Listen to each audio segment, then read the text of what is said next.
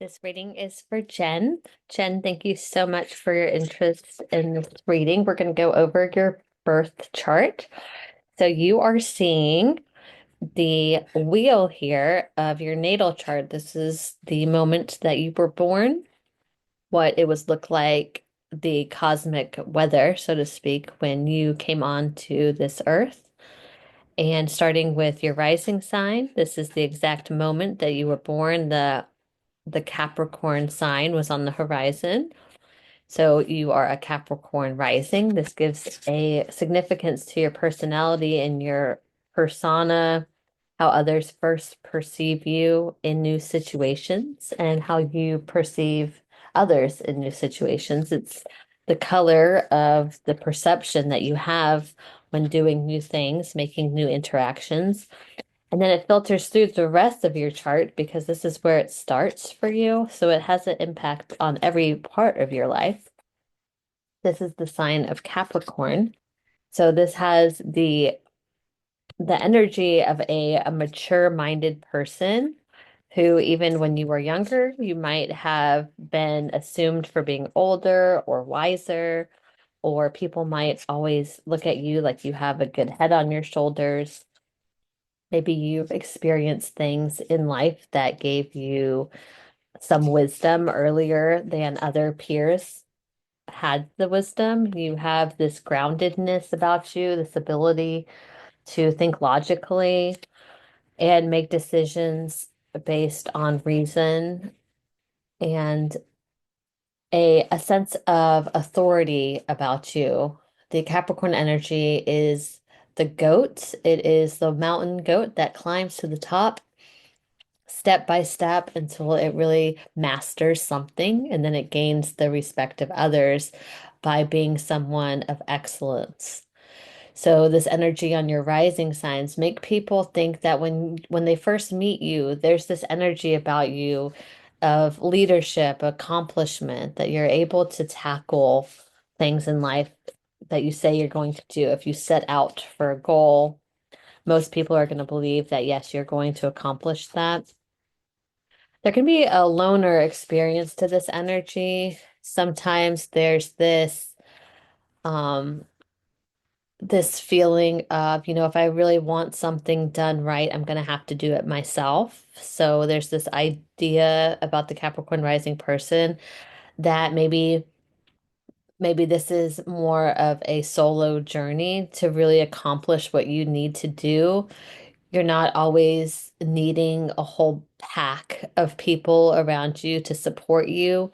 You know that you're going to put in the work and get it done. You don't need a lot of handouts. And sometimes this energy is one that goes alone. You're going to great heights, but sometimes it is not the most popular or well supported journey. So you can be someone who has had to learn to rely on themselves a lot in life. And it's not an uncomfortable feeling. It's a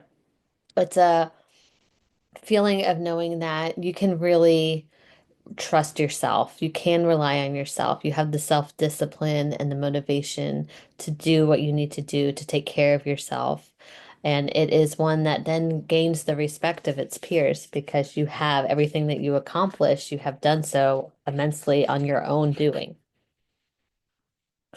So the next part we move to is the sun sign. This is the part where if you are into popular astrology, horoscopes usually talk to the sun sign because that's our ego and our vitality. It's how most people would describe you. If I asked 10 of your closest friends, you would probably be described as the sun sign because that's where our ego lives and that's what a lot of people see in you. It is suggested that the sun sign is the area of the chart where you really want to put the spotlight on. That is the area that if you are feeling unaligned or just out of sorts, you're not really sure where to go, you can look to your sun sign and follow the path of the sun will usually lead to a sense of alignment of the ego and feeling like you're on the right track. So for you, that's the sign of Scorpio. I think it's really interesting here because we have things called critical degrees in astrology.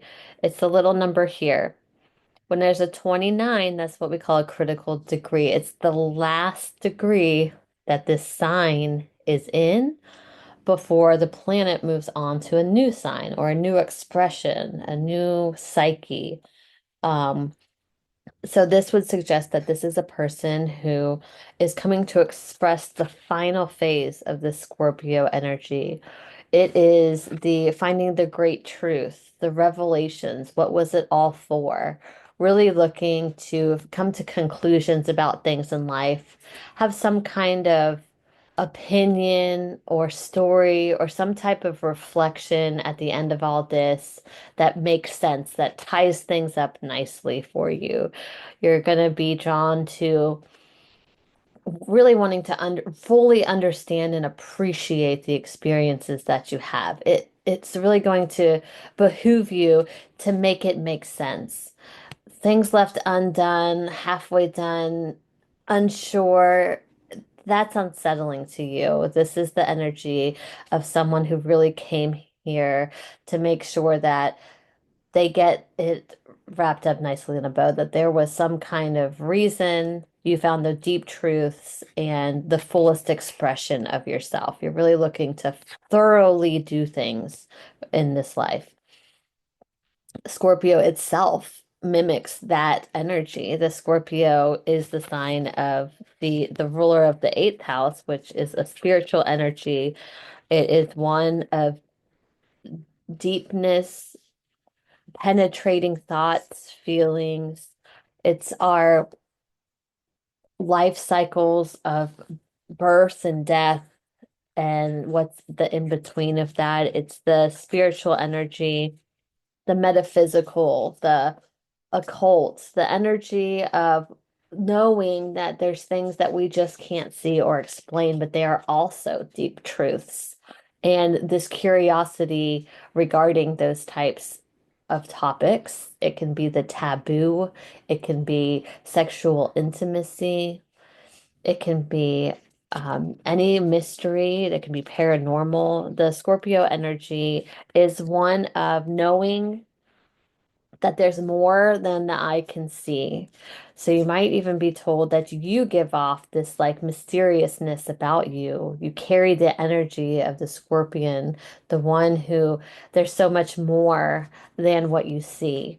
It's the how deep do you want to go? It's the bottomless ocean of emotion and spiritual gifts, as well as what we inherit from the people before us down our family line.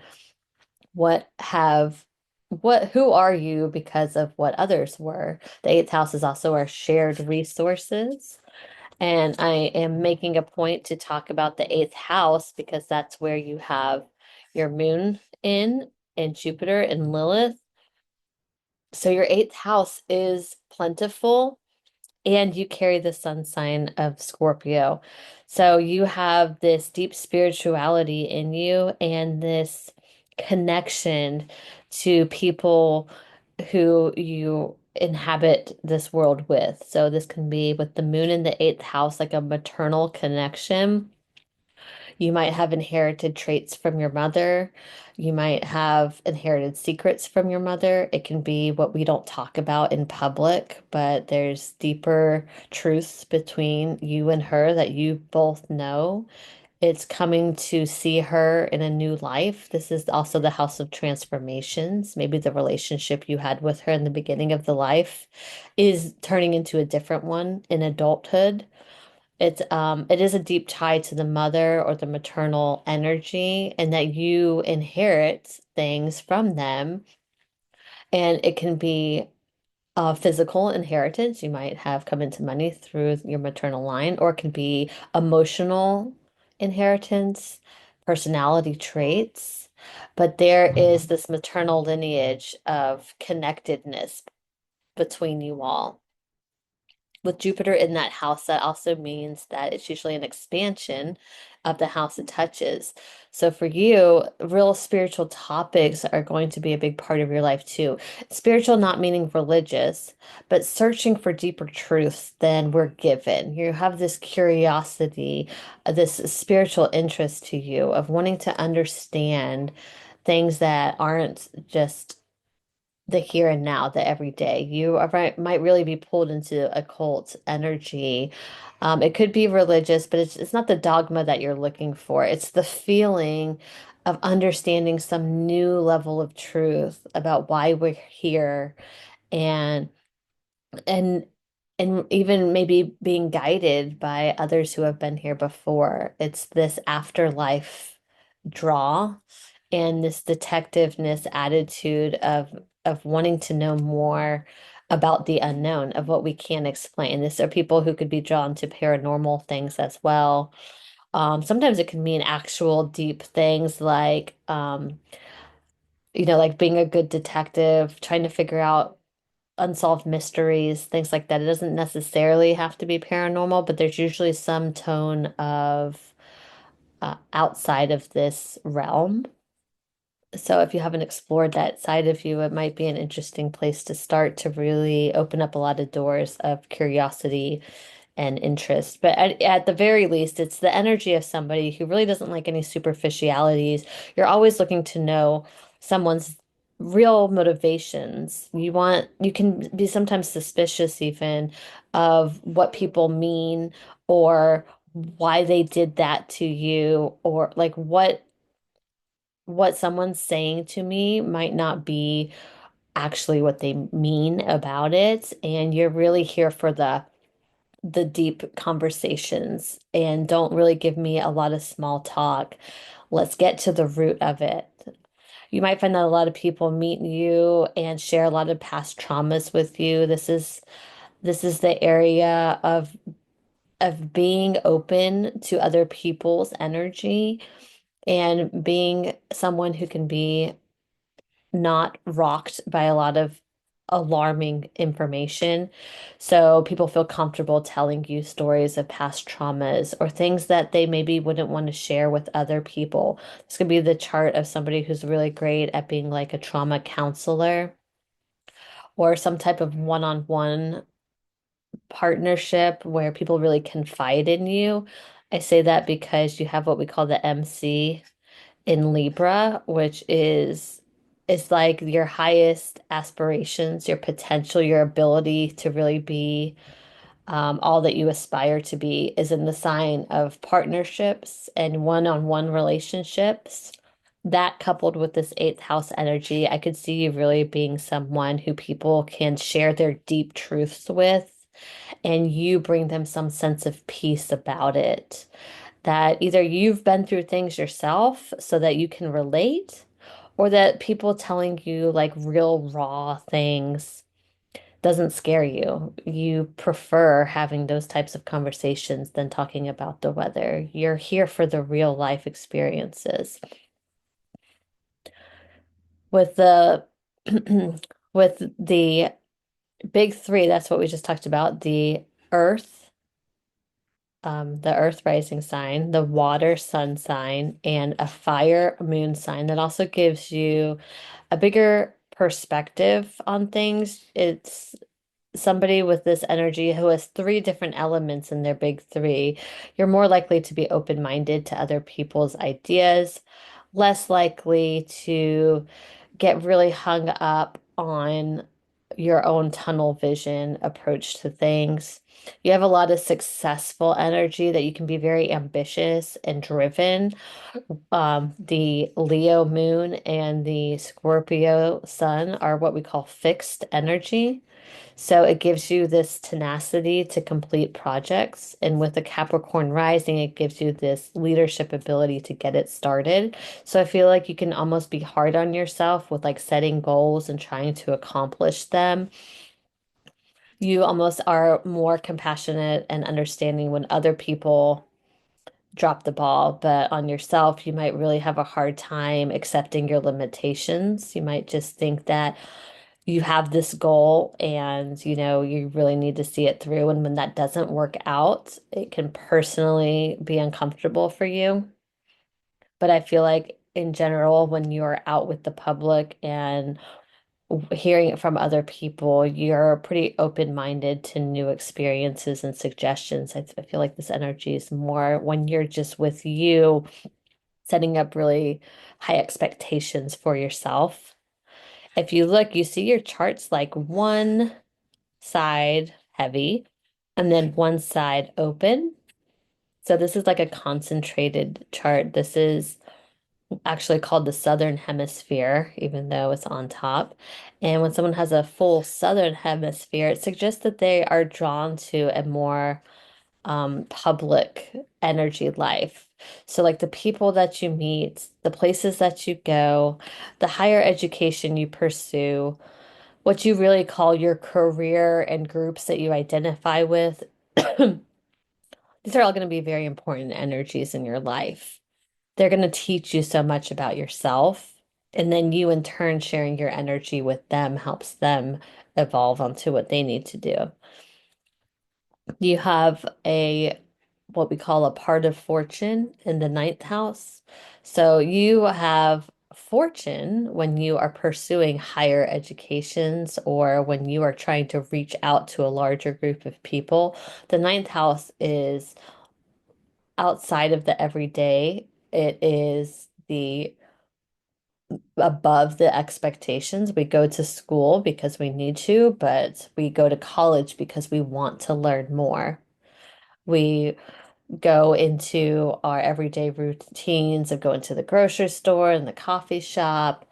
But when we choose to go on a spiritual retreat somewhere because we want to learn more about other cultures, how they pray, what they're into, when we really want to expand our mind beyond what we are made to do, we are living in our ninth house.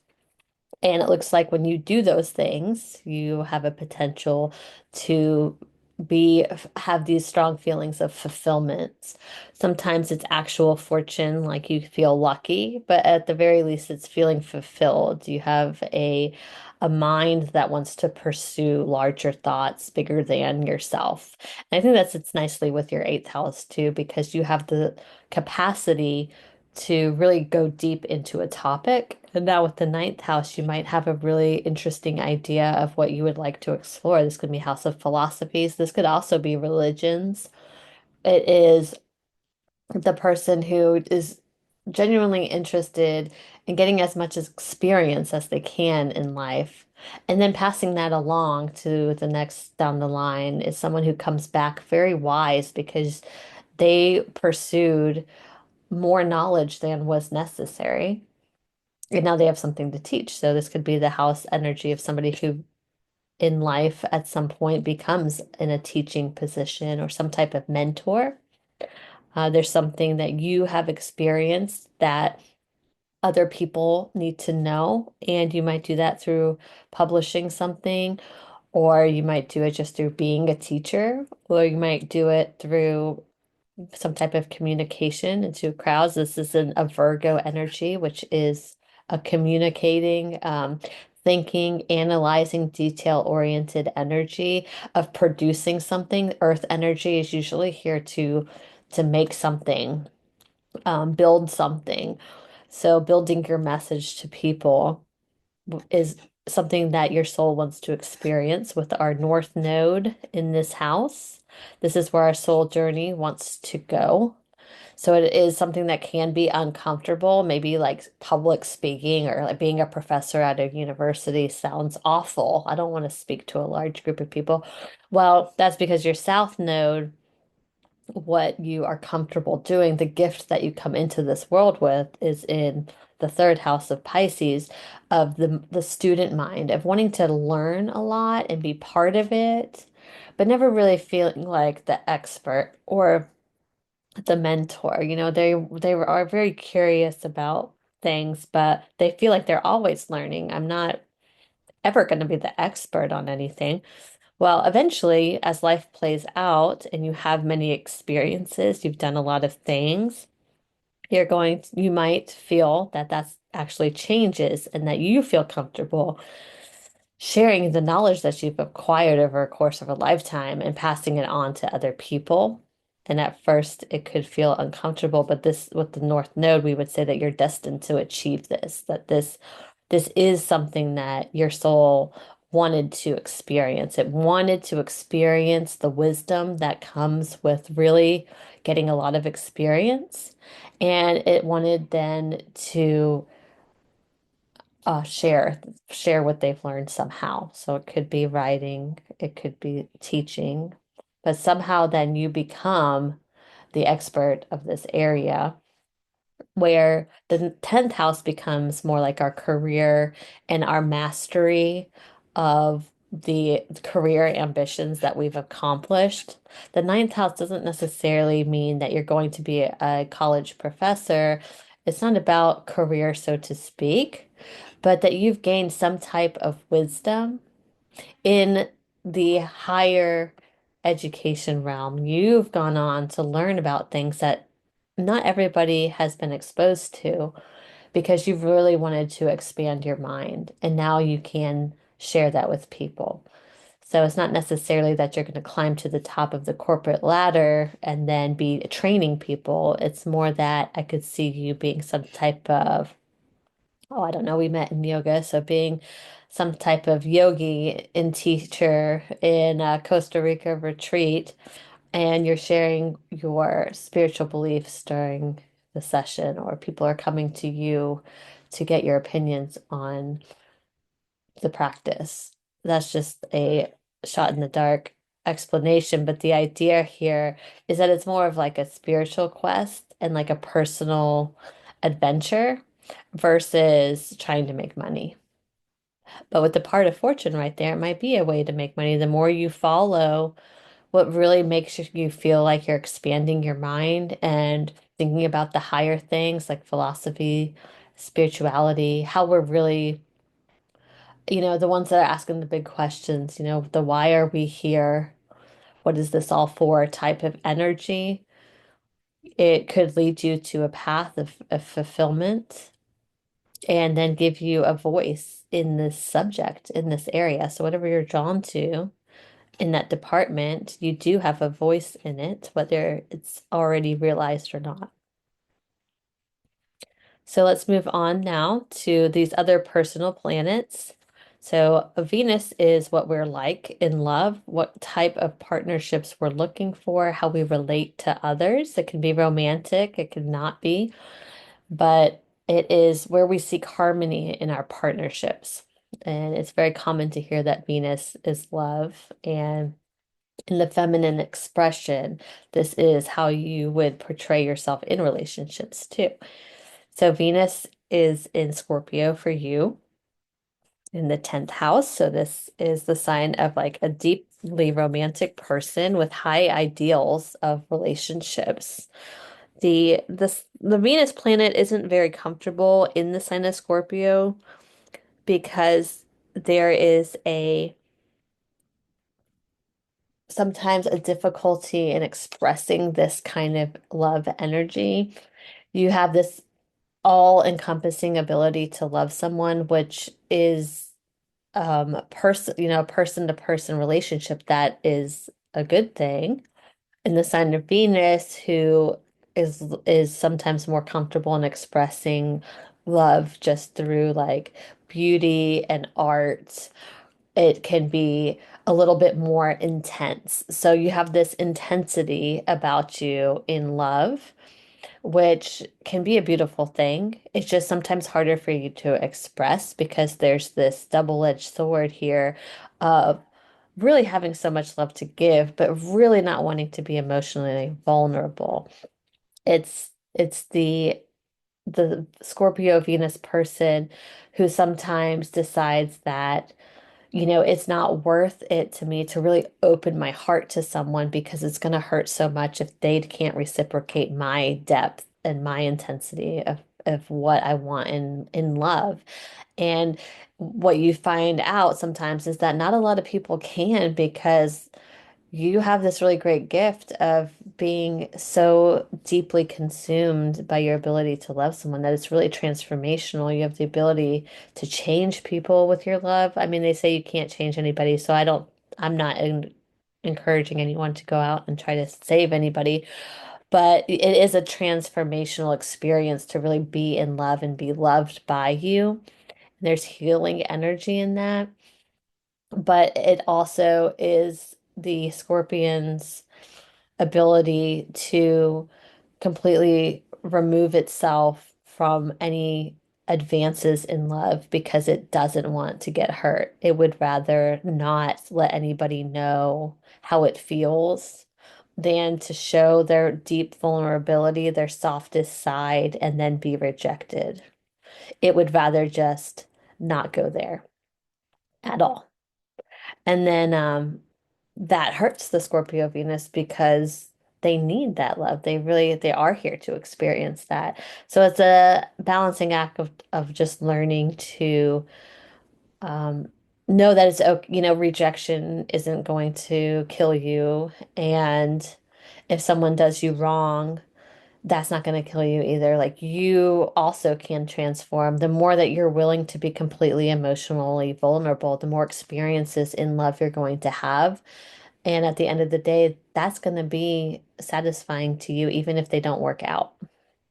So it's kind of daring you to be okay with yourself of going all in, falling too fast, and then not having to be suspicious of lovers, of just trying to trust and share your own truths. And then it can be a real beautiful thing. So it's just this is a position of asking you to be more emotionally vulnerable than maybe you're comfortable with. But there's connection and there's desire for deep love here. When you're actually in a relationship, you're very loyal, physical connection, emotional intimacy, all type of intimacy is very important to you. And you're really looking for loyalty in a partner. And you are so idealistic. I mean, you could really have this great romantic love affair and you're willing to be that person for your partner. So this is somebody who could really, be a fairy tale and ending kind of romantic here. So let's move to your Mars. The Mars is more about like our desires, what we are willing to go to war for. It's like that fiery energy in us that gets us moving. And it's also that spark that makes us attracted to somebody else. So this can be what we're sexually attracted to. Maybe the Venus is more about what we need compatibility wise, what we're really looking for in love. But Mars is going to really turn our heads and get us excited. This is where our passion is. So for you, Mars is in Sagittarius in the 12th house. So this would be that you are somebody who's going to need to fight for their space, their privacy. You're not really interested in somebody who just wants to get to know everything about you super fast and then move on. You're really looking for people who respect your privacy, respect that you need your space, your alone time. And maybe they are somebody that you notice that they're doing like their own thing too, and that is exciting to you. The Sagittarius is a fire sign, and the 12th house is more of a spiritual house. It's not really a place. So you might find yourself attracted to people who are like excited about their own spiritual journeys or that they are just a little bit like out of touch with like the daily grind. Like maybe they're more interested in just subculture things, and that can be exciting to you when they really sound like they know what they're talking about too. That Sagittarius, like confidence and passion, like that gets you excited. And somebody that is willing to just kind of like go on an adventure or seems like they have like this larger than life personality, but somebody who's not um just caught up in like the matrix kind of things, like the working and the rat race of life. Like you're more excited by people that are like kind of doing something different, maybe like an off-grid lifestyle or just something that they've experienced stuff enough and they're not interested in doing what everybody's doing anymore. They're kind of doing something because they feel called to do it. That's exciting to you. And with a 12th house stellium is what we would call this. You have a lot of energy where you need your own space, you need privacy, you really need a meditation program.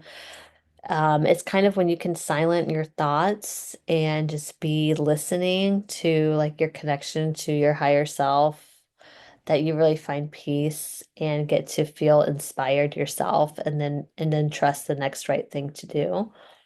So I would suggest with this energy that you like journal or you have some kind of like dream journal or you're into meditation because it's when you can quiet your mind and really be in touch with your spiritual self that you get really like inspired and you feel like you're being led to follow your heart. You can really trust your intuition then. Um, I think I will stop here because that was a lot of information, but let me know if you'd like to go into greater detail on anything. But it was a pleasure reading your chart. I hope that it made sense, and I am happy to chat more about it. Thanks so much.